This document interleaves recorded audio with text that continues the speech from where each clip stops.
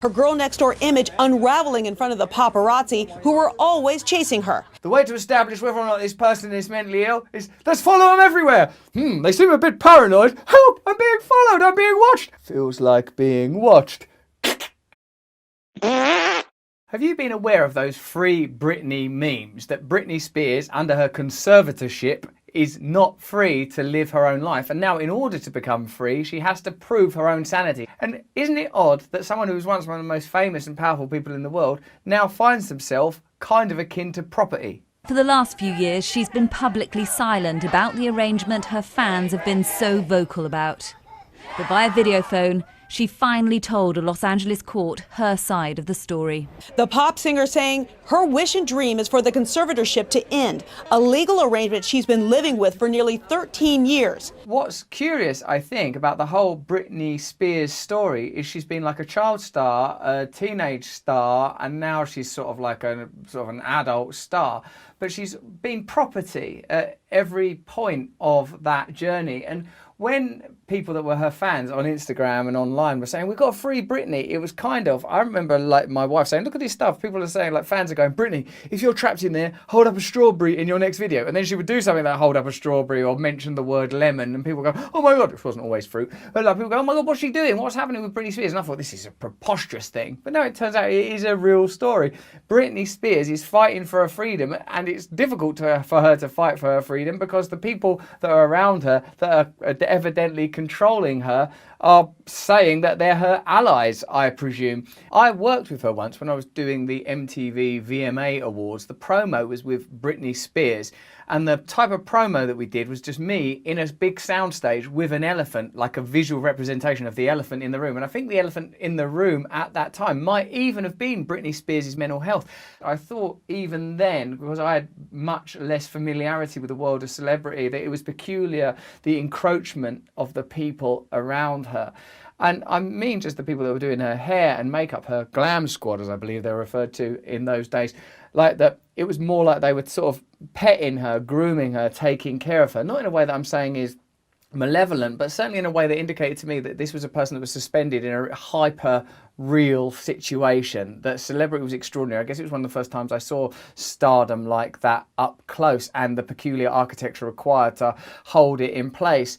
I've said before that fame, albeit self-inflicted, could be regarded as a kind of trauma, that it's very unnatural to be dislocated from yourself, to be observed, scrutinised, studied in that way. The kind of influx of opportunity, yet continual judgment is sort of bewildering. This is not that kind of, oh no, poor you, poor me, I'm a celebrity. I'm not really interested in that. But like Britney Spears has become a kind of avatar, as all famous people are avatars, because let's face it, none of us know who they really are, any of them, for an interesting set of issues around femininity, around sexuality, and those ongoing feminist issues, property and proprietorship. Britney Spears, in this case, doesn't belong to herself. She's been objectified by fame, celebrity, her own talent and success, to the point where she cannot have personal autonomy. In the status hearing, Spears expressing frustration over the lack of control of her own life, even adding she wants to marry and have another child, both major life moments she says the current conservatorship doesn't allow.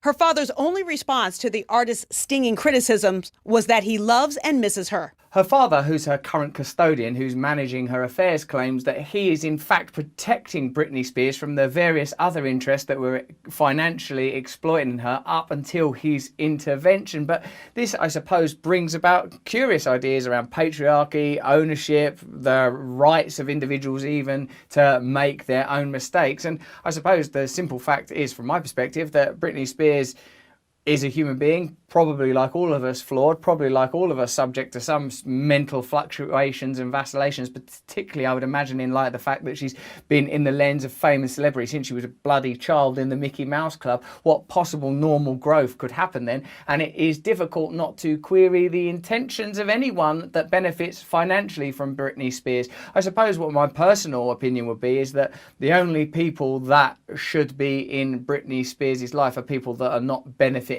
from her financially. They're the only people whose opinions you can trust. So if the father is indeed like, listen, I'm only in this to protect my daughter, and as a father of daughters, I can project as to what that might be like, but the protection is not ownership. It's very interesting how protection and control often overlap. Don't you notice that in your own life, that you want to be protective of people you love, but doesn't that protection often buttress up against control? So in an issue where there is a financial component, it becomes yet more complex, or perhaps more simple, because you think, well, let's take the money entirely out of this. I'm a person that's lived in the world of celebrity, and you become industrialized. That's what happens to you as a human being. I'm not suggesting that it's a malevolent process, more a systemic one. When you enter into that world of, you know, sort of Hollywood, stardom, celebrity, there are lots of people who are 5% here, 10% there, 15% there, that are invested in keeping the machine going. Now, I've never operated at the level that Britney Spears has at points in her life. And so, you know, people are latching. There's like, someone throws a latch on, another 5%, 10%. You know, it's like so the only people, curiously, the people that are probably most objective and sincere are probably those fans that are holding placards that love Britney Spears for what she represents to them, a kind of flawed but powerful femininity and creativity. Make no mistake, these figures from celebrity operate in our psyche comparably to gods in times before mass media. You can see that Britney Spears has operated on a mythic plane many times. The kind of lascivious and utilised attitude towards her sexuality when she first came on the scene, wasn't her virginity was like a big deal, wasn't it? People talked about her virginity and her chastity. It was like this sort of, that became a kind of commodity. You know, fame is about self-commodification. You turn yourself into a product. More specifically, other people turn you into a product. You know, you might be just like an artist who has like, look, these are my abilities. I can tell jokes, I can sing songs, I can dance, I can do paintings, whatever it is. But there's a whole infrastructure that mobilizes around that until the thing itself is golden goosed out of existence. And what Britney Spears, it seems, at least from a superficial analysis of the situation, is trying to do is reassert and reestablish her own autonomy. It did little to appease the anger towards him and the other conservators outside court. It's weird as well when a story comes out that introduces you to like a mad new word like that, isn't it? Conservators. And weird to be angry with a conservator. You bloody conservators! Like, because you've got to say conservator in an angry way. I'm going to smash them conservators' face in. It's too French to get angry about. The trouble for Britney Spears began in 2007. Her girl next door image unraveling in front of the paparazzi who were always chasing her, capturing her every move, especially the uncomfortable moments in the singer's personal life. I mean, it's sort of, again, if you're continually pursued by paparazzi and your every move is being watched, that will have an impact on your mental health. I speak from limited personal experience, but how can that can't be regarded as an objective study? Okay, the way to establish whether or not this person is mentally ill is let's follow them everywhere. They seem a bit paranoid. Help! I'm being followed. I'm being watched. I feel like I'm continually being watched. Feels like being watched. The following year, multiple health and psychiatric issues landed Spears in the hospital in January. Her father, Jamie Spears, filed a petition with the Los Angeles County Superior Court that February to place her under a temporary probate conservatorship. God, it's like some mad, like, familial motif of colonialism. We must protect our rich celebrities from their freedom. We can't have rich celebrities making mistakes that are just going to control that rich celebrity. But through all this, Britney Spears kept working while under this conservatorship, releasing several albums, 2 that went platinum. That's interesting as well. Like, she's mental. She can't make her own decisions. Right, get over there and do a pop video. What's up, Vegas? Holding down her Pieces of Me Las Vegas residency, reportedly earning her $30 million.